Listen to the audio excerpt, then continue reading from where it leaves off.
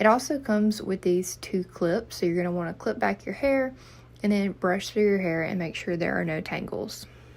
You want to get about 2-inch sections of hair and then start about 2 inches away from the crown of your head, and then just press one of the buttons, whether you want the curls to turn inward or outward. Roll up your hair and then you wait for the iron to beep, and then you'll just pull down the curling iron itself. Super easy, no tangles, and it was very easy and generated some pretty nice curls. I was really impressed with how easy this was to use. There is a small learning curve, so you just have to practice with it. But once you get pretty good at it, the curls are really, really nice, and it's super easy and quick. I really like the curls that this iron produces. I think they're very bouncy and kind of like blowout wave curls, and it's just really easy to use. It's very lightweight, and I really like this tool.